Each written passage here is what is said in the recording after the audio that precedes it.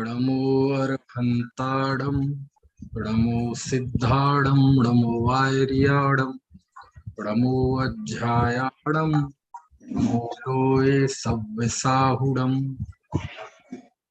वन्दितु सव्यसिद्धे धोयमचलमणो गदिपत्ते ओच्छामि समय पाहुड मिणमो सुध केवली भणिदम।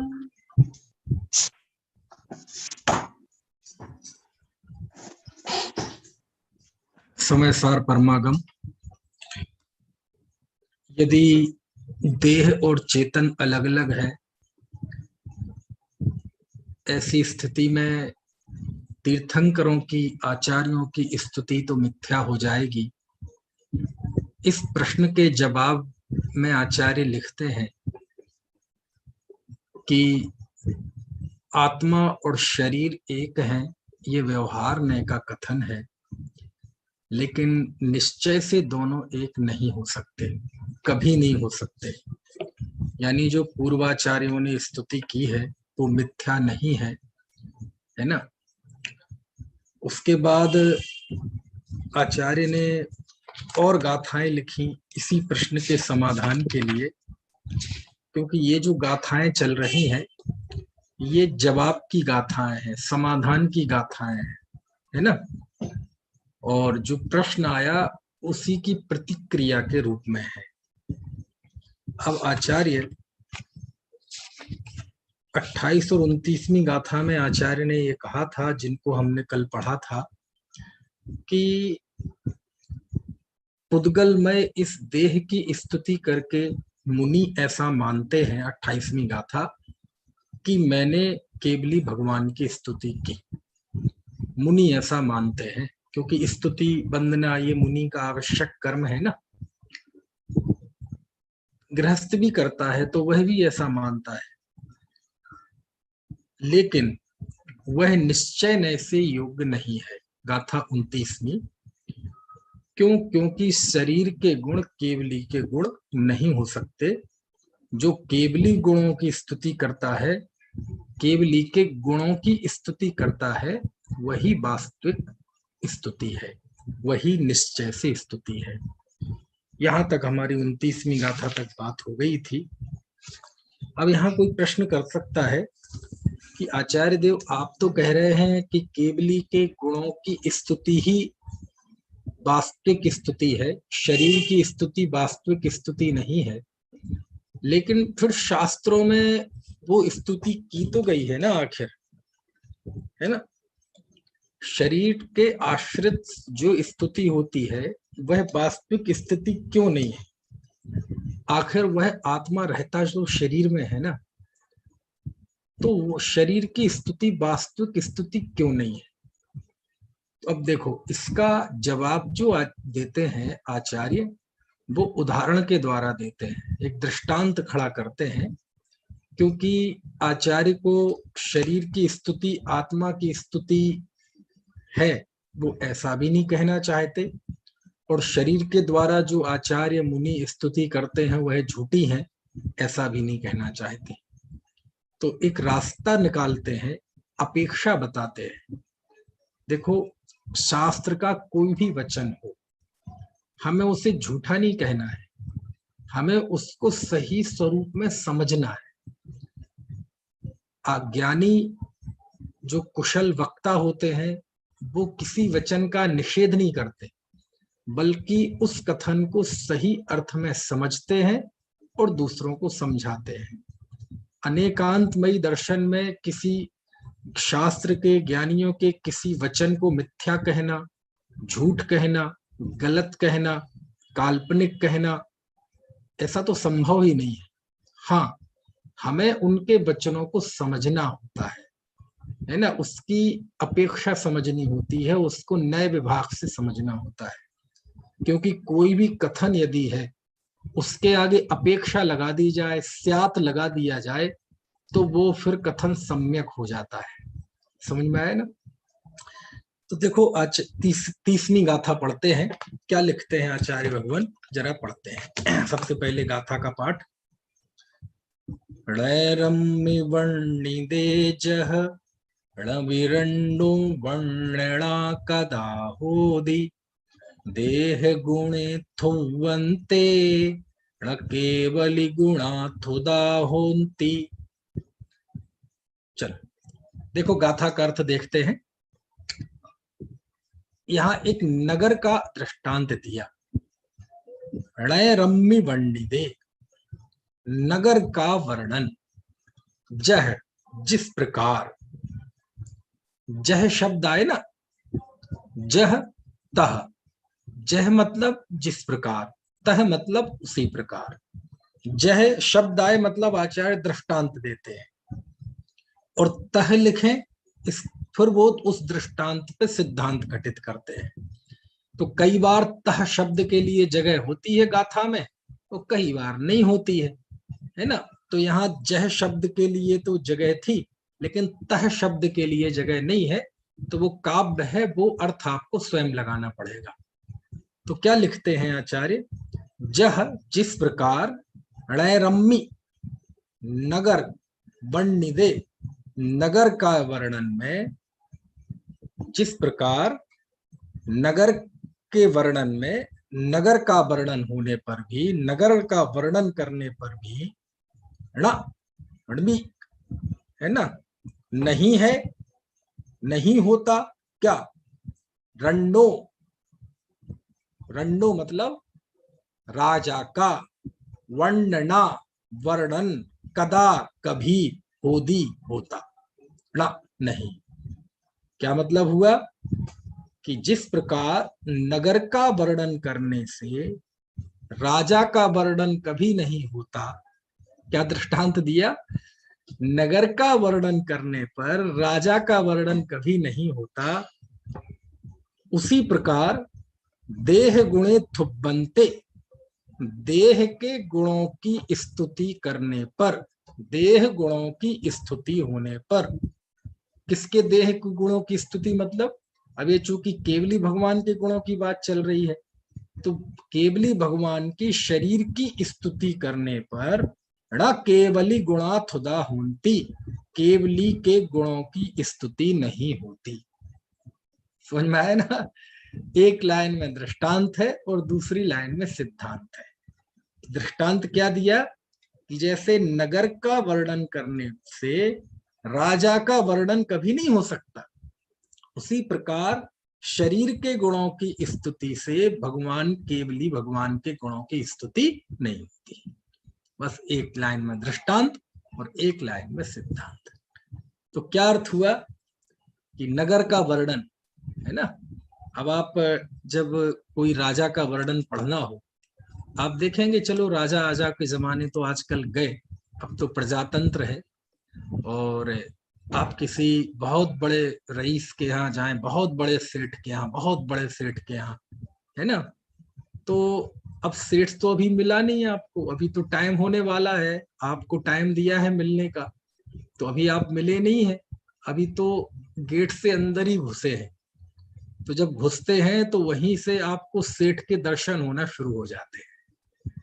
कैसे दर्शन होना शुरू हो जाते हैं, अजी साहब गए थे हम उनके यहाँ, अरे क्या गेट, अरे गेट ही इतना बड़ा, इतना बड़ा, इतना बड़ा, 20 आदमियों की तो फौज लगी थी गेट पे ही उसकी सुरक्षा के लिए, 20-25 का तो स्टाफ केवल उसके मतलब गेट कीपर्स का था, जो गेट की सुरक्षा करते थे। और जो ही घुसे, इतना बड़ा गेट भाई साहब, इतना बड़ा गेट। अब ये काय का वर्णन चल रहा है, ये वर्णन गेट का चल रहा है कि सेठ का चल रहा है? समझ में आया ना है? और अंदर गए भाई साहब, उसका महल देखो आप, उसका घर देखो, है ना, घर में एंट्री करते ही आपको ऐसा लगेगा जैसे ओ हो। अब ये काय का वर्णन है ना, अरे उसके यहाँ जो पत्थर लगा था, वो पत्थर ऐसा कि शीशा क्या होगा, शीशा में जैसा हम चेहरा देखते हैं वैसा उस पत्थर में देख सकते हो। समझ में? तो ये जो आपने वर्णन किया, ये काय का वर्णन है, ये उस सेठ का वर्णन नहीं है। समझ में आए ना, है ना। सेठ का वर्णन तो क्या है कि ये वर्णन पढ़ने के बाद फिर आपने कहा भाई साहब हम उस सेठ से मिले, इतना सज्जन, इतना सज्जन, इतना सज्जन, इतना बड़ा सेठ होने के बावजूद भी उसके स्वभाव में इतनी विनम्रता, इतनी विनम्रता, इतना रईस होने के बाद भी जैसे बिल्कुल उसके अहंकार तो है ही नहीं, बिल्कुल ना कोई वाणी में छल है ना अहंकार है, समझ में आए ना। और इतना सीधा, इतना सादा, है ना, इतना दयालु, इतना दानवीर, इतना अंदर से भीगा हुआ, असली गुण की स्तुति ये है उसकी, यानी असली व्यक्तित्व, असली पर्सनैलिटी उसकी ये है, समझ में आए ना। तो फिर वो जो वर्णन किया जा रहा है वो किसका है, वो हकीकत में वह उसका वर्णन नहीं है ना। कई बार ऐसा होता है कि हम अंदर से तो गए और उसका वैभव तो बहुत देखा, लेकिन जब उस व्यक्ति से मिले तो वो बिल्कुल काइया निकला, छोटे दिल का आदमी।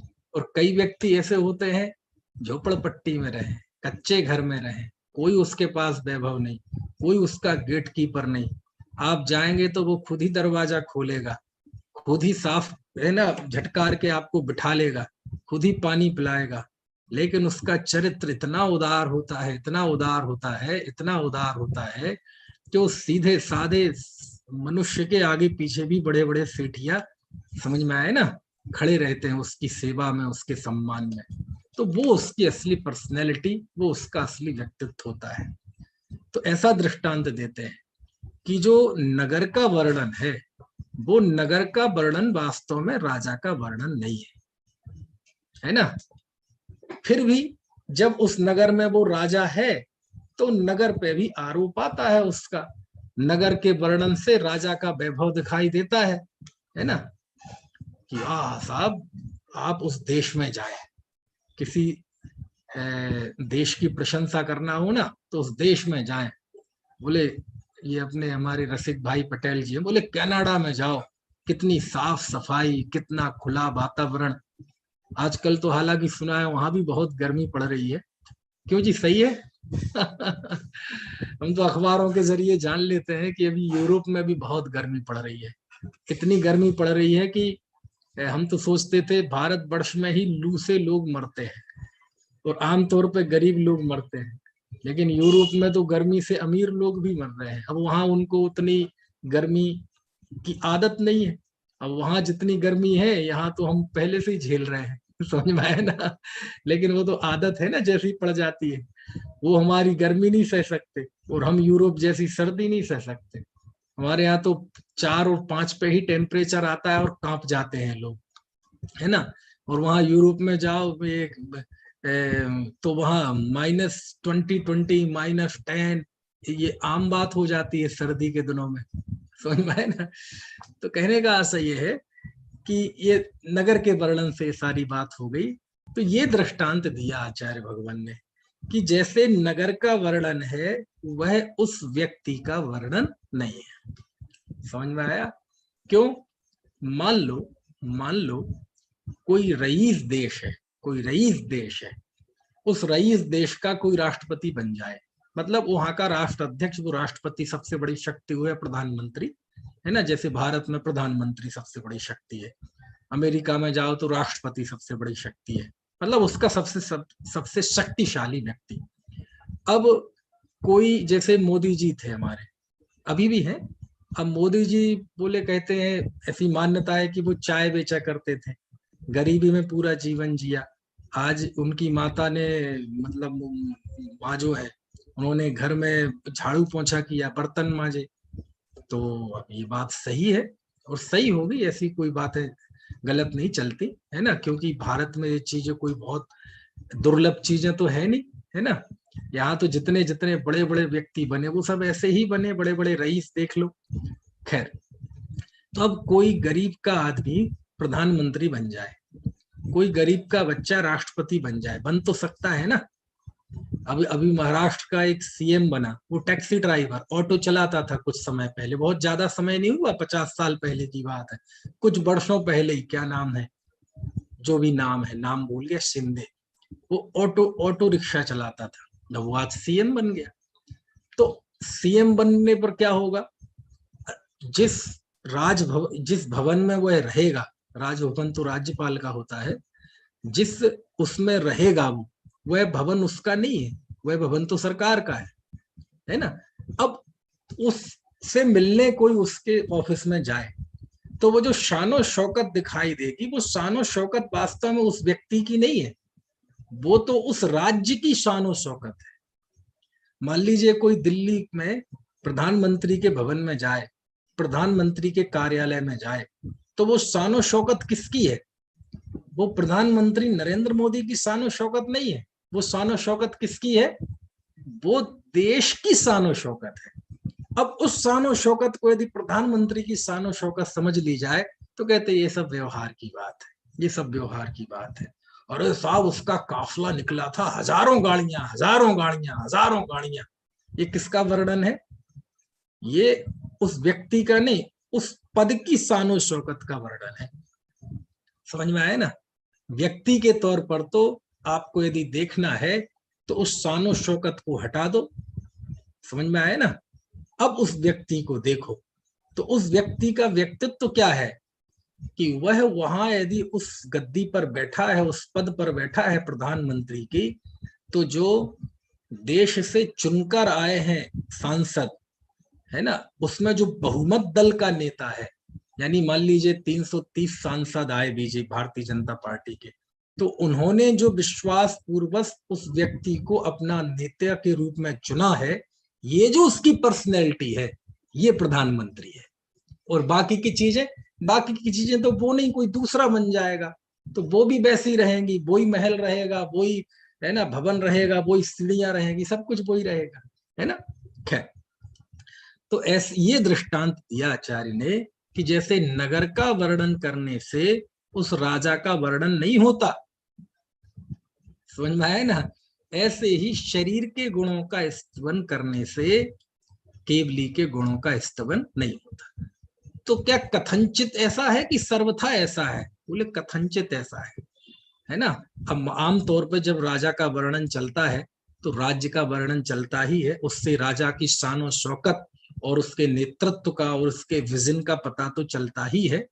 इसी तरह है ना, जब हम भगवान का समोषण देखते हैं, उनकी दिव्य ध्वनि का गान करते हैं, उनकी परम शांत मुद्रा को देखते हैं, तो यद्यपि यह शरीर का वर्णन है, फिर भी उस जरिए आखिर वर्णन, उस जरिए प्रभावित तो आखिर हम उनके भगवान के व्यक्तित्व से ही हो रहे हैं।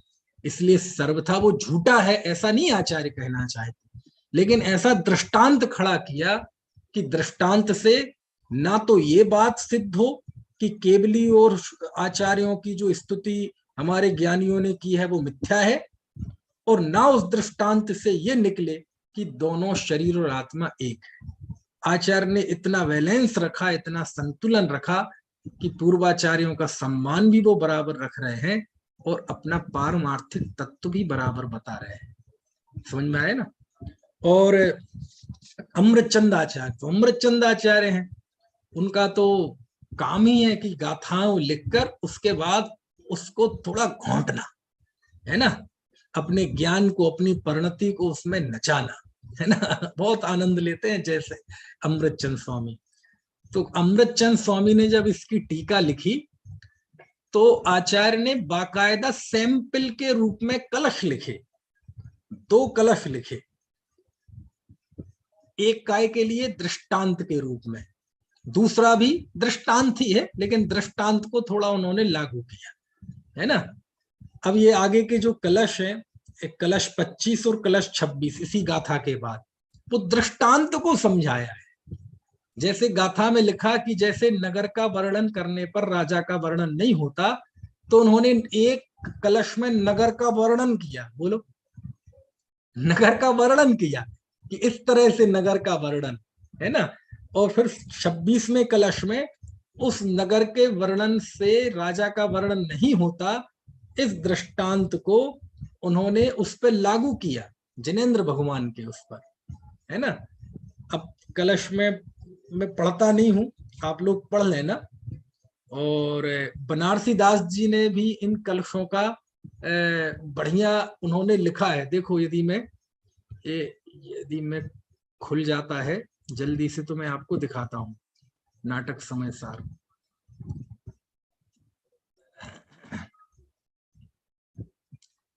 देखो मैं शेयर कर रहा हूं आपको, यदि होता है देखो पढ़ते हैं बनारसी दास जी का, इन कलशों का जो उन्होंने अनुवाद किया है।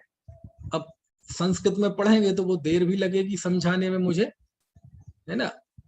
और ये देखो आपको शेयर हो रहा है बराबर,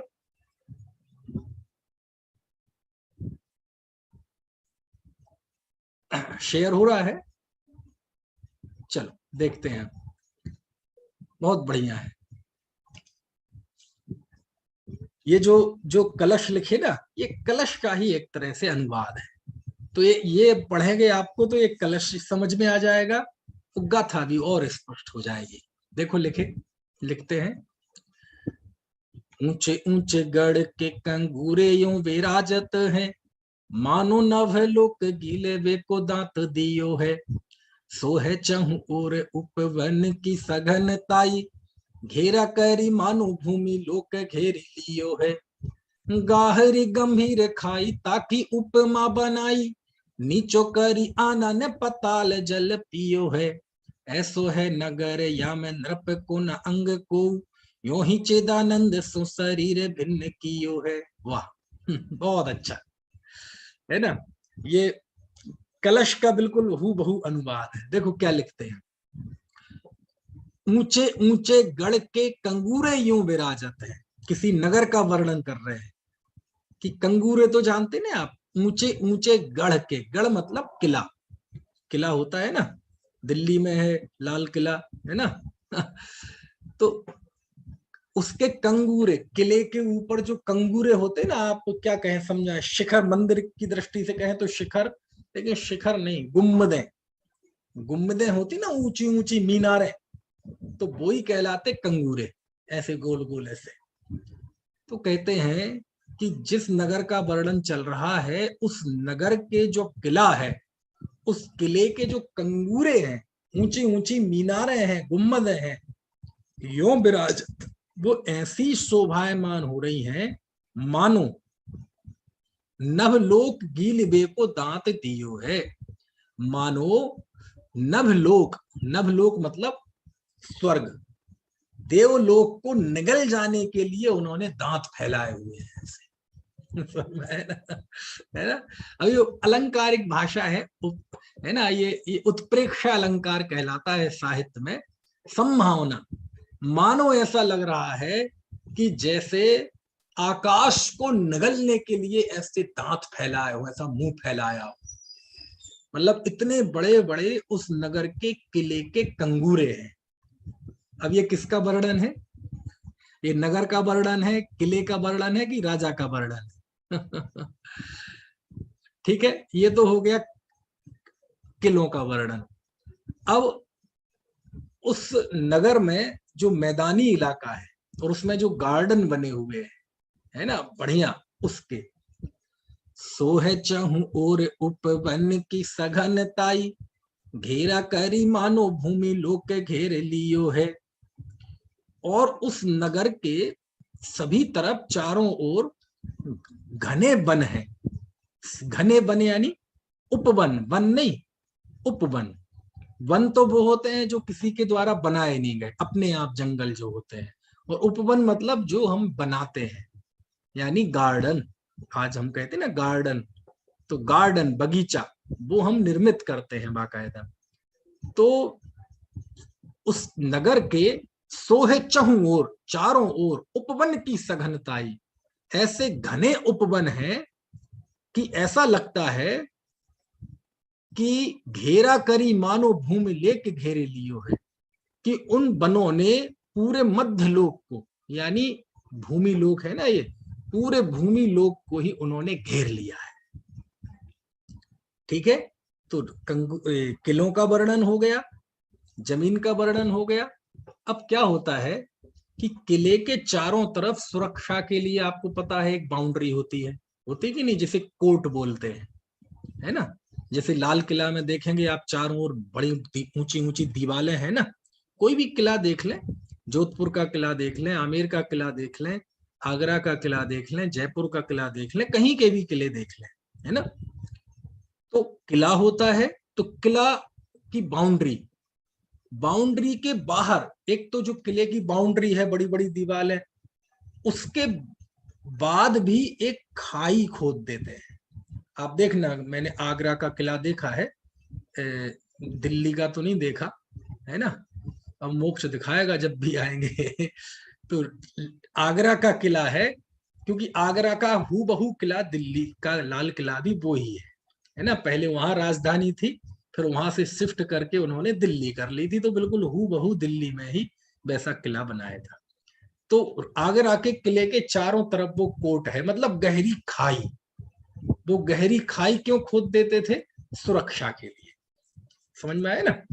अब आज की तरह कोई जेट विमान तो होते नहीं थे, कोई फाइटर है ना, कोई F-16 या MiG-21 या है ना अपाचे, ऐसे तो कोई होते नहीं थे विमान, है ना। जमीन से ही वार करते थे लोग। अब इतनी बड़ी खाई आ जाए, अब छोटी मोटी खाई हो तो खाई में उतर के लोग पहुंच जाए, तो बहुत गहरी खाई खोदते थे। समझ में आए? इतनी गहरी खाई कि उसमें कोई जाए तो ऊपर न चढ़ पाए। तो अब देखो खाई का वर्णन, गहरी गंभीर खाई, बहुत गहरी गंभीर खाई है उस किले के चारों ओर, ताकि उपमा बनाई। उसकी उपमा क्या है? नीचो करी आनन पाताल जल पियो है। यानी उसकी उपमा ये बनाई है कि ऐसा लग रहा है जैसे वो खाई ने नीचे उतर के पाताल का, मतलब नीचे मुंह करके मानो पाताल का पानी पी रहा हो। समझ में है ना। अब पाताल बहुत नीचे है ना, तो अब इतनी गहरी खाई है कि मानो वह पाताल का पानी पीने के लिए उसने मुंह नीचे बढ़ाया हो। समझ में है ना। ऐसा तो हो गया, खाई हो गई, किला हो गया, और जमीन हो गई, तीनों हो गए। यानी ये वर्णन किसका है? ऐसो है नगर या में नृप को न अंग को। ऐसा यह नगर है, इस नगर में नृप को ना को अंग, इसमें राजा का कोई अंग नहीं है, इसमें राजा का कुछ भी नहीं है। समझ में आया ना। बताओ इसमें राजा का क्या है? यदि गहरी खाई है तो इसमें राजा का क्या है? यदि इतने बड़े बड़े कंगूरे हैं तो राजा का क्या है? इतने बड़े बड़े है ना वन है तो राजा का क्या है? ऐसा भी हो सकता है कि ये सब इतना आलीशान महल और ये सब जनता से भारी टैक्स वसूल करके ये बनाए गए हो। वो जो दिखाई दे रहा हो सकता है उसमें जनता का शोषण हो, उत्पीड़न हो। समझ में आए ना। है? कहते हैं कि जब ताजमहल बनाया था शाहजहां ने, तो ताजमहल बनाने के बाद उन कारीगरों के हाथ काट दिए थे, ताकि दूसरी ऐसी रचना ना बने, दूसरा ताजमहल ऐसा ना बने। समझ में आ रहे हैं कि नहीं। और आजकल का जो माहौल चल रहा है भारतवर्ष में, तो ऐसा भी हो सकता है कि जो इतना बड़ा वो बनाया हो वो मंदिरों को तोड़ के बनाया हो। जैसे कहते ना कुतुब मीनार है, कुतुब मीनार दिल्ली में, वो 250 से अधिक हिंदू और जैन मंदिरों को तोड़ के बनाई गई। समझ में है ना। तो कहते हैं कि वो जो चीजें सुंदरता की दिखाई दे रही हैं, हो सकता है उसके पीछे उस शासक की बहुत क्रूर नीति रही हो, बहुत बुरी पॉलिटिक्स रही हो। खैर अभी बुरी अच्छे जाने दो। यहाँ तो आज कह रहे हैं कि ऐसे नगर में नृपति, नृप नृप यानी होता है राजा, नृप का कोई अंग नहीं है। इसमें राजा कहाँ है बताओ? इसमें राजा की आंख, नाक, कान, उसकी किसका वर्णन है? कोई वर्णन नहीं है। समझ में आया ना। यो ही चिदानंद सो शरीर भिन्न कियो है ना। इसी प्रकार, किस प्रकार कि जैसे नगर के वर्णन से राजा का वर्णन नहीं होता, ऐसे ही चिदानंद सो शरीर भिन्न कियो है, ऐसे ही चैतन्य आनंदमयी आत्मा से शरीर को भिन्न किया गया है। मतलब क्या हुआ कि इसी तरह शरीर के वर्णन से आत्मा का वर्णन नहीं होता। इस दृष्टांत के द्वारा हमें चिदानंद आत्मा को शरीर से भिन्न जान लेना चाहिए। समझ में है ना। तो एक छंद में बनारसी दास जी ने ये दृष्टांत है ना और दाष्टांत, उदाहरण और सिद्धांत सब लागू कर दिया। ठीक है, आपको अर्थ समझ में आ गया छंद का? एक बार चलो सब मिलके बोलते हैं, फिर आगे बढ़ते हैं। ऊंचे ऊंचे गढ़ के कंगूरे यूं विराजत है, मानो नभ लोक के गीले वे को दांत दियो है। सो है चहु और उपवन की सघनताई, घेरा करी मानो भूमि लोक घेर लियो है। गहरी गंभीर खाई ताकि उपमा बनाई, नीचो करी आनन पताल जल पियो है। ऐसो है नगर या में नृप को न अंग को, यो ही चिदानंद सो शरीर भिन्न कियो है। समझ में आए ना? तो ये सब मैंने इसलिए पढ़े ताकि अब कलशों को पढ़ने की आवश्यकता नहीं। चलो अब आगे बढ़ते हैं। गाथा 31, 32, 33, इन 3 गाथाओं में आचार्य ने कहा था कि शरीर की गुणों की स्तुति करके मुनि ऐसा मानते हैं कि मैंने केवली की स्तुति की। ये व्यवहार से तो ठीक है, लेकिन निश्चय से ये सही नहीं। तो आचार्य अब ये बता दीजिए कि निश्चय से स्तुति कैसी होती है केवली की, है ना? व्यवहार क्या है ये तो आपने बता दिया, लेकिन अब ये भी तो बताइए कि निश्चय स्तुति कैसी होती है। समझ में आया? तो आगे की 3 गाथाओं में आचार्य कुंद देव निश्चय स्तुति का स्वरूप बताते हैं। ठीक है, देखो जरा 31वीं गाथा में जितेंद्रिय की बात है, 32वीं गाथा में जित मोह की बात है, और 33वीं गाथा में क्षीण मोह की बात है। अब आप घबराना मत, मैंने क्या बता दिया अभी हम समझेंगे। देखो जरा पहले 31वीं गाथा पढ़ते हैं। चलो। जो इंद्रिये जनिता प्राण सहावाधियम मुणदियादम, तम खलु जिदिंदियम ते भणंति जेड़िच्छेदा साहू। चलो आपके मैं अनम्यूट कर रहा हूं, एक बार हम चाहते सब लोग मिलके बोले बहुत अच्छे तरीके से। सब लोग अपने आप को अनम्यूट कर लीजिए, शुरू करते हैं।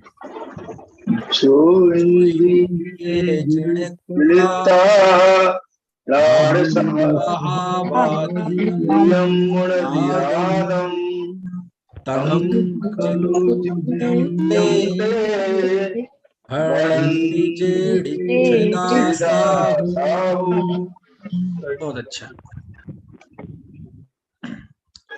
देखो अनम्यूट कर लीजिए अपने आप को। अब निश्चय स्तुति के लिए 3 गाथाएं आचार्य लिख रहे हैं। पहली गाथा, जो इंद्रिये जड़ता, ठीक है, जो इंद्रिय को जीत कर, ठीक है, इत्तु इत्ता ये सब प्रत्यय है ना, इसके लिए आते हैं। बंदित्तु सभ्य सिद्धे, वंदना करके। अभी पिछली गाथाओं में आया था थुणित्तु स्तुति करके, उसी के लिए इत्ता प्रत्यय भी आता है। तो जो इंद्रिये जड़िता, जो इंद्रिय को जीतकर, इंद्रियों को जीतकर, णाण सहावाद यम मुणदि आदम, है ना, जो इंद्रियों को जीतकर णाण स्वभाव, णाण स्वभाव मतलब ज्ञान स्वभाव का, ज्ञान स्वभाव आधियम, ज्ञान स्वभाव से अधिक, आदम आत्मा को, मुणदि जानता है। जो इंद्रियों को जीतकर ज्ञान स्वभाव से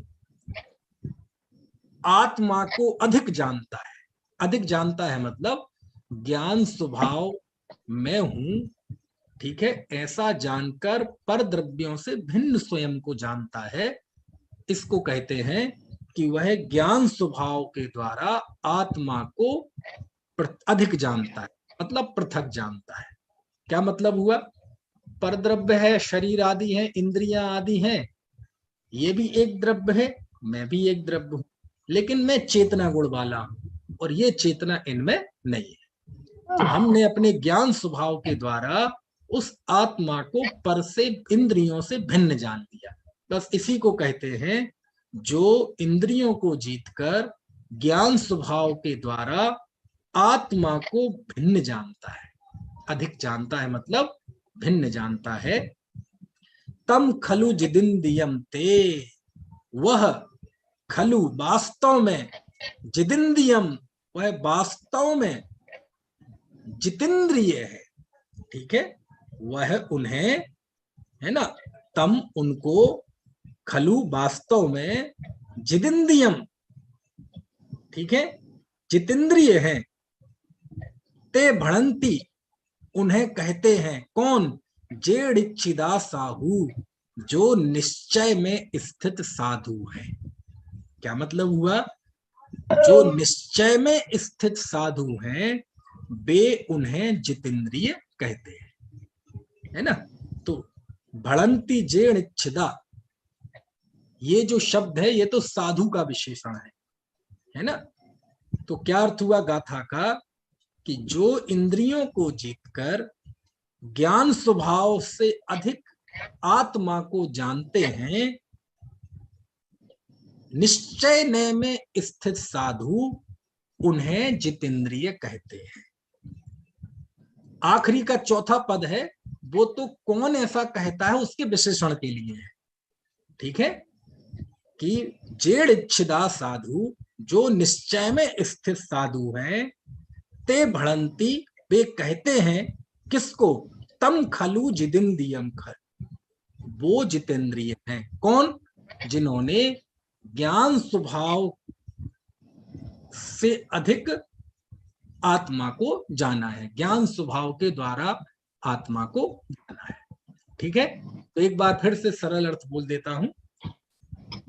जो इंद्रिय जड़ता, जो इंद्रियों को जीतकर राण सहावादियम मुड़दि आदम ज्ञान स्वभाव के द्वारा अन्य द्रव्य से अधिक आत्मा को जानते हैं, ठीक है, तम उन्हें जेड़िच्छिदा साधु जो निश्चय में स्थित साहु हैं, ते वे खलु वास्तव में जिदेंद्रियम भणंती जितेंद्रिय कहते हैं।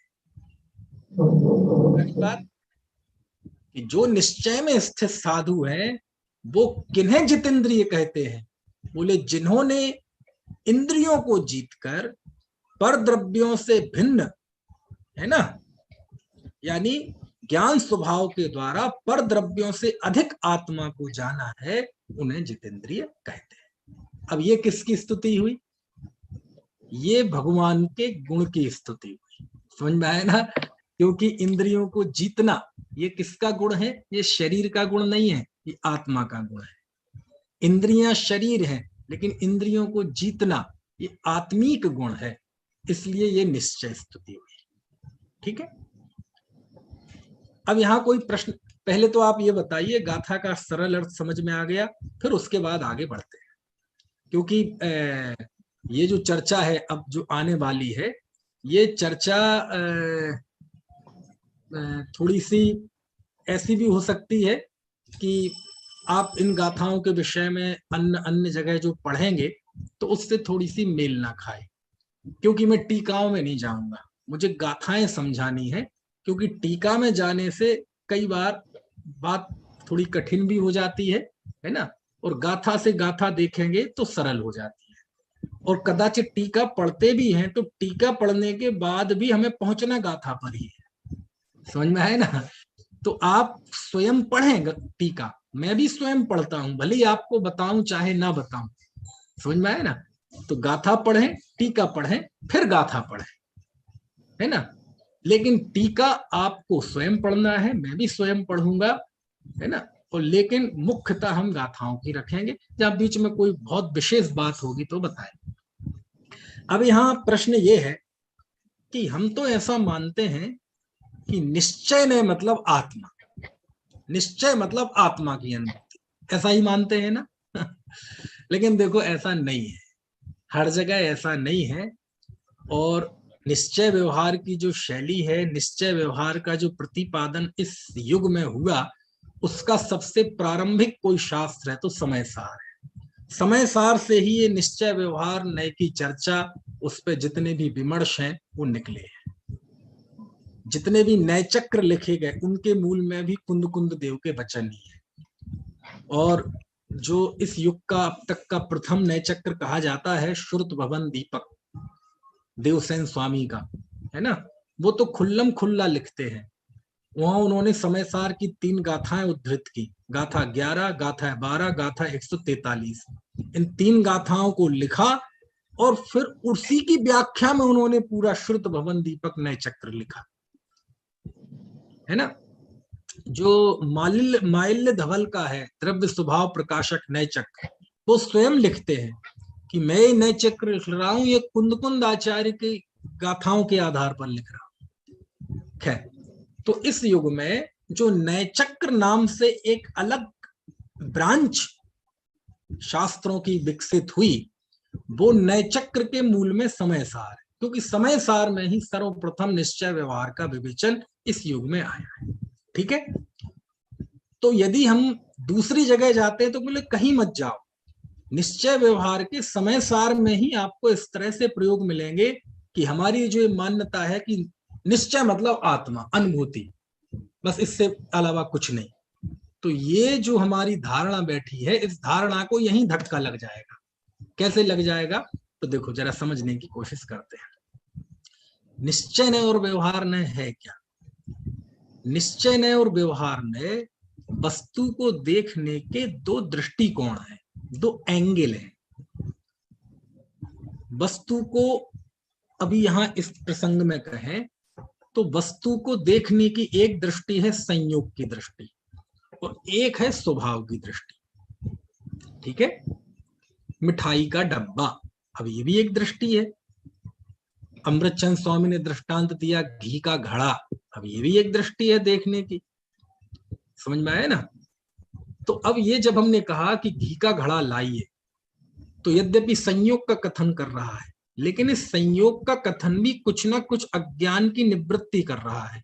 क्या अज्ञान की निवृत्ति कर रहा है? कि जिस घड़े में तेल रखा है वो नहीं लाना, जिस घड़े में गेहूं रखा है वो नहीं लाना, जिस घड़े में पानी रखा है वो नहीं लाना, जिस घड़े में घी रखा है वो लाना। तो इतने अज्ञान की निवृत्ति की ना उसने। तो संयोग का यही काम है।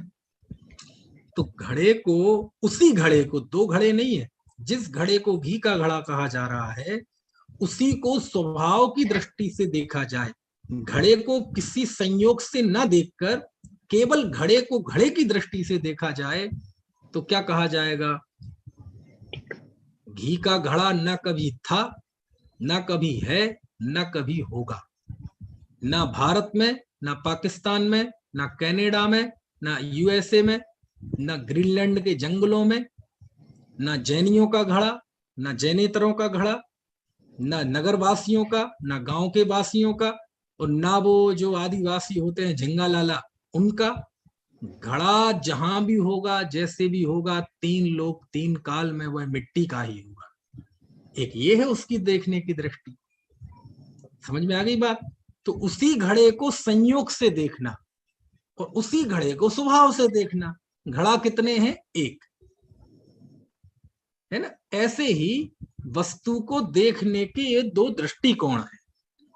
जीव को संयोग से देखना तो वह गोरा काला इंद्रिय वाला शरीर वाला दिखाई देगा, और स्वभाव से देखना तो वो नित्य चेतना लक्षण वाला दिखाई देगा। वस्तु को देखने के ये 2 दृष्टिकोण है। कुछ बात समझ में आ रही है? ये दृष्टिकोण कोई फिक्स नहीं है कि ये दृष्टिकोण आप किस पे लागू करोगे, आत्मा पे कि शरीर पे। किसी भी वस्तु पे लागू कर लो। हर एक वस्तु को, हर एक परिस्थिति को देखने के 2 दृष्टिकोण होंगे, एक बिल्कुल एक्यूरेसी के साथ और एक उसके संयोग आदि के साथ। यानी ऐसा निश्चित नहीं है कि निश्चय मतलब आत्मा और व्यवहार मतलब शरीर, ऐसा कुछ नहीं है। ऐसे भी प्रयोग मिल जाएंगे कि संयोग में ही निश्चय व्यवहार घटित करते हैं। समझ में आया?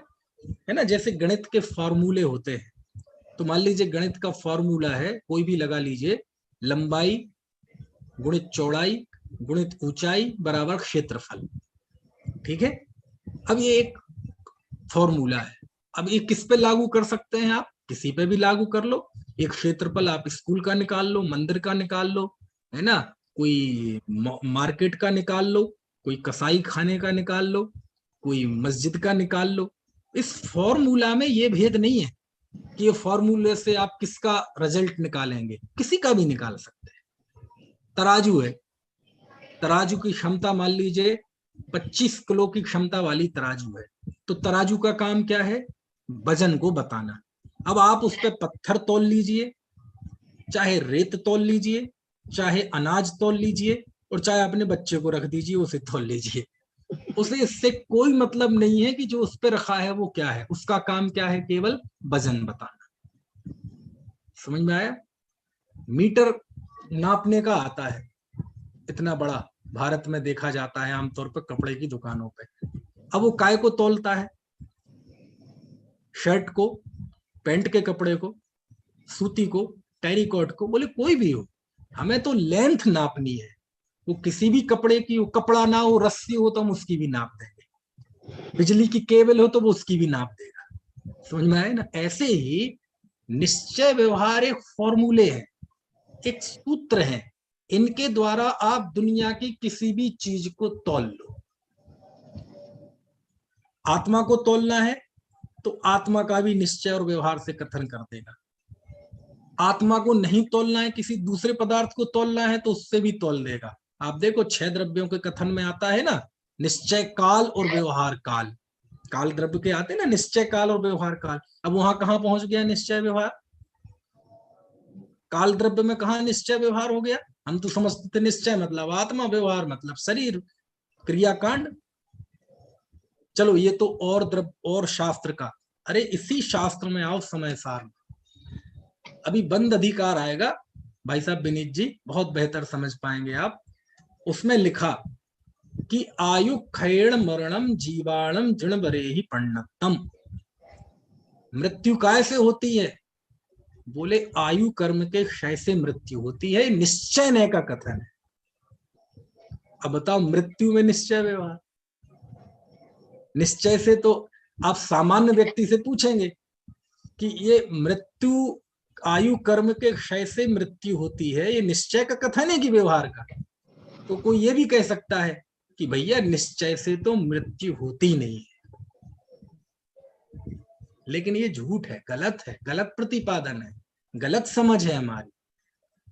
हाँ, आत्मा मुद्दा होता, आत्मा विषय होता तो मृत्यु व्यवहार है और निश्चय से आत्मा अजर अमर है। यहां मुद्दा आत्मा नहीं है, यहां मुद्दा है मृत्यु, कि मृत्यु कैसे होती है। तो 3 लोक 3 काल में यदि आयु कर्म का क्षय होता है तो मृत्यु होती ही है, इसका कोई अपवाद नहीं है। अनंत काल पहले, आज और अनंत काल बाद जब भी मृत्यु होगी आयु कर्म के क्षय से ही होगी, चाहे यहां हो चाहे दुनिया के किसी कोने में हो। समझ में आए ना? इसलिए निश्चय है।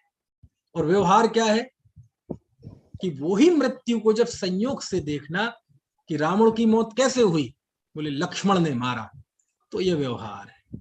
और परमार्थ क्या है? बोले आप लक्ष्मण का पूछ रहे हैं, हम लक्ष्मण का नहीं, हम तुम्हें एक सार्वभौमिक सार्वकालिक व्यवस्था ही बता देते हैं जिसका कोई अपवाद नहीं है। क्या है? 3 लोक 3 काल में जब भी मृत्यु होगी आयु कर्म के क्षय से ही होगी, कोई किसी को मारता बचाता नहीं है। ये निश्चय है। किसके विषय में निश्चय ने? मृत्यु के विषय में निश्चय है। तो निश्चय और व्यवहार का कोई विषय फिक्स नहीं है कि निश्चय मतलब आत्मा और व्यवहार मतलब शरीर, ऐसा कुछ भी नहीं है। समय सार का ही उदाहरण दे दिया ना मैंने, समझ में आया? इसलिए इन चीजों को बहुत गहराई से समझना पड़ता है। अब होता क्या है, यहाँ बात है सुनना, मैं क्यों मैंने ये बात बताई कि इस गाथा की व्याख्या आप दूसरी जगह पढ़ेंगे तो वहां से और मैं जो कह रहा हूं उसमें थोड़ा सा फर्क दिखाई दे सकता है, लेकिन वो फर्क कोई ऐसा नहीं है कि उससे कोई बहुत बड़ा अनर्थ हो जाए।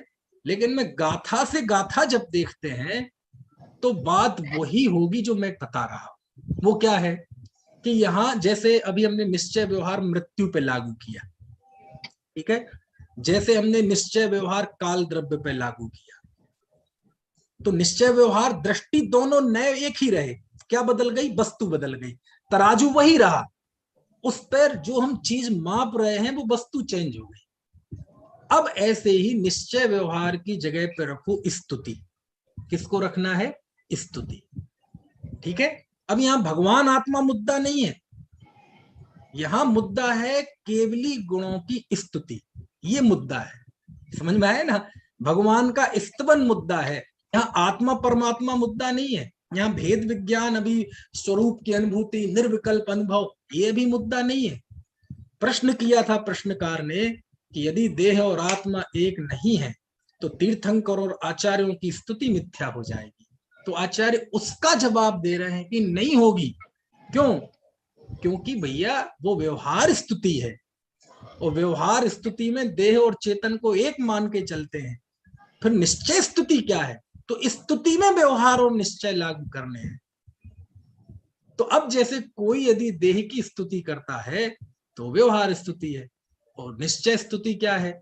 उन्हीं भगवान की जब हम उनके गुणों से स्तवन करते हैं कि हे भगवान आपने इंद्रियों को जीत लिया। अब इंद्रियों को जीतना ये शरीर का गुण नहीं है, इंद्रिय को जीतना उनका अपना आत्मिक पुरुषार्थ है, इसलिए निश्चय स्तुति है।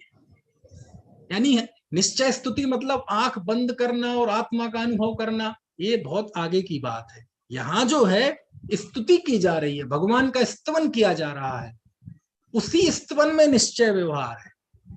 हम क्या समझते हैं? निश्चय स्तुति मतलब आत्मा का अनुभव करना, और व्यवहार स्तुति मतलब भगवान का गुणगान करना। ऐसा नहीं है, भगवान के गुणगान करने में ही निश्चय और व्यवहार है। मुद्दा समझिए आप। मुद्दा क्या? मुद्दा यहाँ स्तुति है, मुद्दा यहाँ निर्विकल्प आत्मा का अनुभव और बाहर की ओर देखना ये नहीं है, विषय ये नहीं है, स्तुति मुद्दा है। अब स्तुति यदि हम शरीर से करते हैं तो व्यवहार है, और भगवान की स्तुति यदि उनके आत्मिक गुणों से करते हैं तो वह भगवान की जाने वाली हमारे द्वारा स्तुति, वो निश्चय स्तुति है। ये बात समझ में आई कि नहीं आपको? है ना?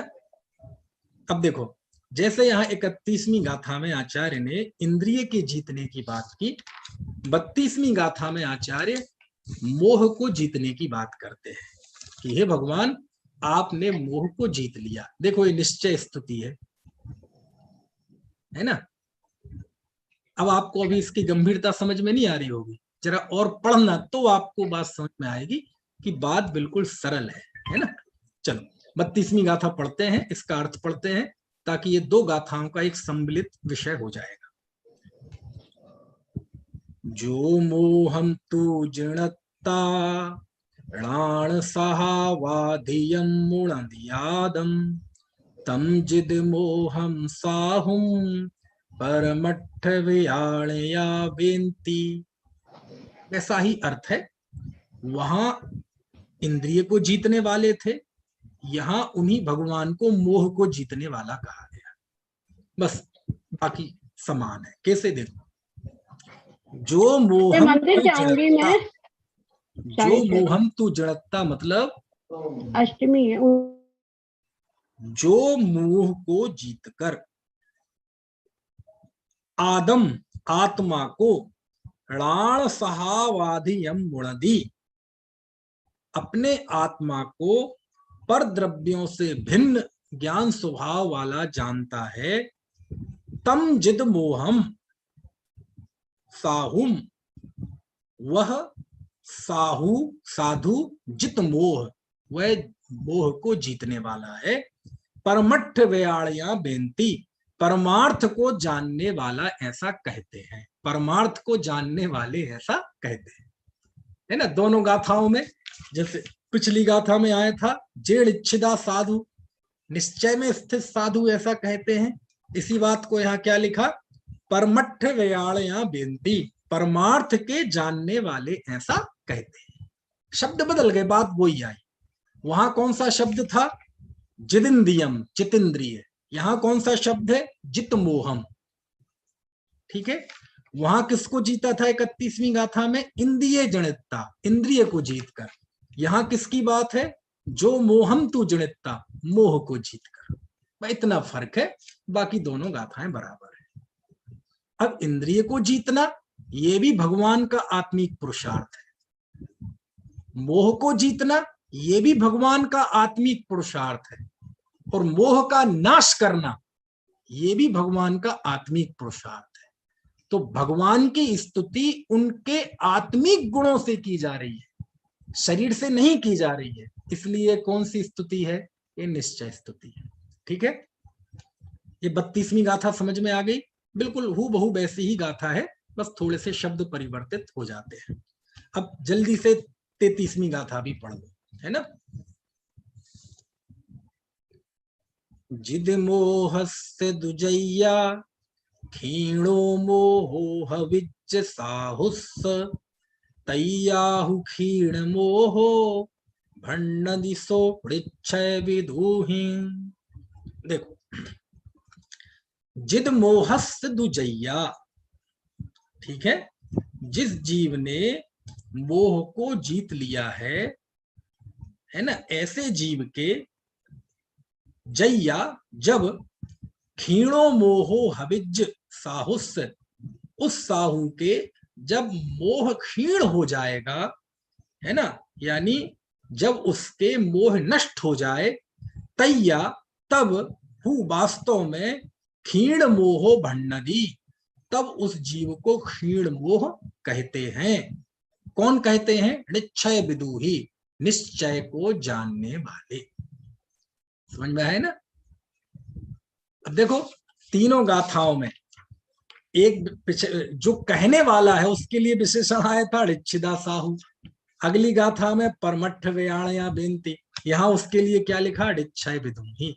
जो निश्चय को जानने वाले हैं वो किसको क्षीण मोही कहते हैं?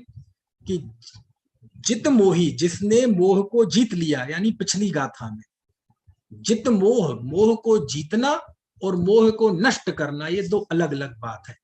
पिछली गाथा में मोह के जीतने वाले व्यक्तित्व को याद किया था, और उन्हीं भगवान ने फिर मोह का नाश कर दिया, तो क्षीण मोही कहलाए वो 12वें गुण स्थान वर्ती।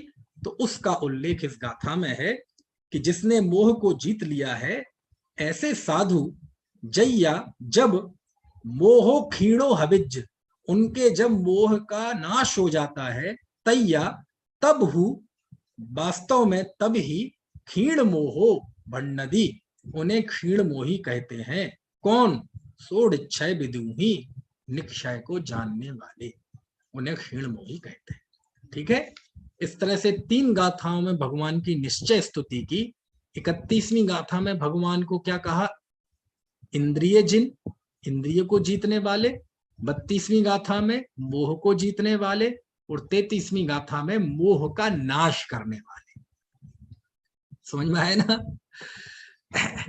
एक चीज बड़ी ध्यान देने लायक है उमाकांत जी, बात चल रही थी केवली के गुणों की, लेकिन केवली भगवान के गुणों की बात करने में केवल ज्ञान का स्मरण ही नहीं किया। किसका स्मरण किया? आपने मोह को जीता, आपने इंद्रियों को जीता, और आपने मोह का नाश किया, इसकी बात है। ये केवली के गुण है। तो केवली के गुण में केवल ज्ञानी को भी तो याद करो, मतलब उनके केवल ज्ञान को, उसको भी तो याद करो। कहते देखो, केवल ज्ञान तो हंसते खेलते का साथी है। केवल ज्ञान तो फल है पुरुषार्थ का, कि जब जीव मोह का नाश कर देता है, जब जीव राग का नाश कर देता है, तब केवल ज्ञानी होता है। तो केवल ज्ञान तो हंसते खेलते का साथी है।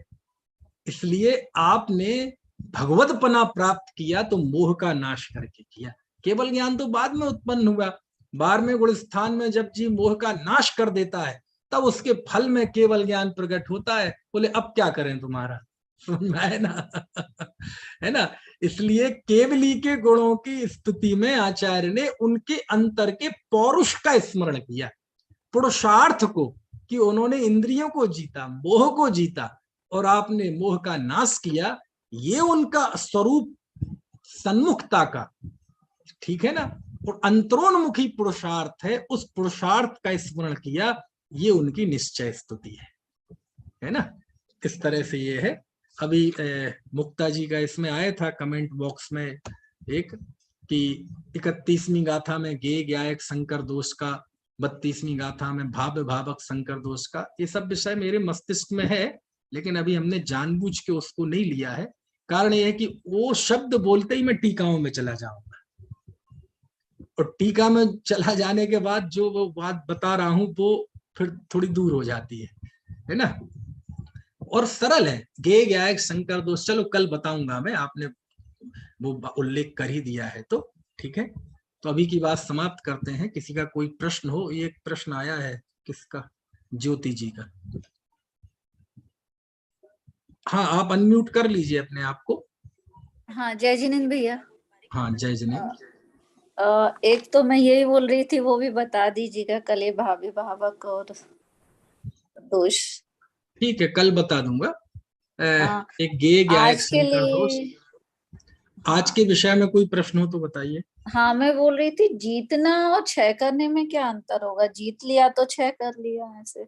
जीतने में अर्थ किया है उपशम श्रेणी, अच्छा। और क्षय क्या मतलब, क्षय किया मतलब शपक श्रेणी। हाँ, ठीक ठीक ठीक है भी।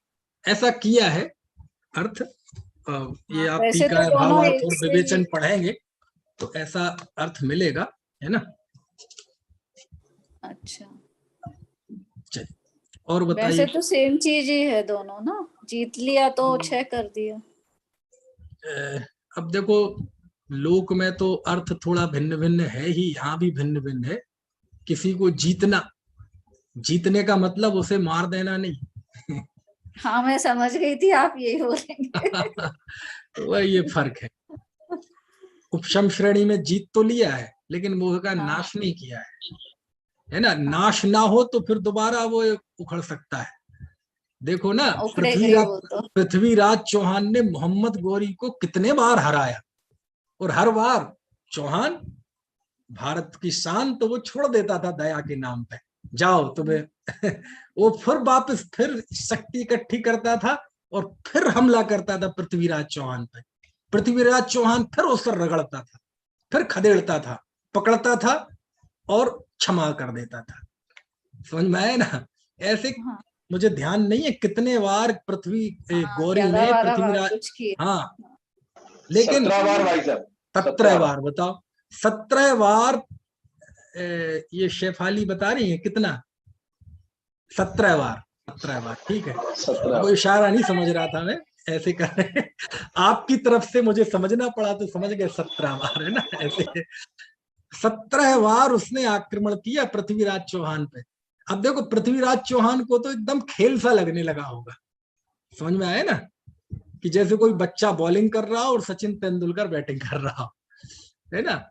लेकिन मान लीजिए गौरी की जगह चौहान होता और चौहान की जगह गौरी होता, तो गौरी तो पहली बार जीतते ही उसका सर से धड़ कर देता, क्योंकि वो उसकी सोच है ना। हाँ, लेकिन पृथ्वीराज चौहान के अंदर भारतीय संस्कार थे, तो वो जीतता था और जीत के उसे छोड़ देता था। और जब पहली बार गौरी ने पृथ्वीराज चौहान को जीता, तो उसने वो दरिया दिली नहीं दिखाई।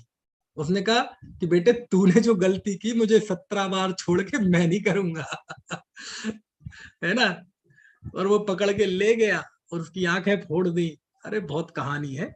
तो जीतना अलग बात है और क्षीण नष्ट करना अलग बात है। तो जित मोही और क्षीण मोही दोनों शब्दों में फर्क है। उपशम श्रेणी से तो वापस जीव नीचे गिर जाता है, लेकिन मोह का क्षय कर देता है तो फिर नीचे नहीं गिरता। ये दोनों में फर्क है। जी जी, धन्यवाद। और किसी का कोई प्रश्न हो?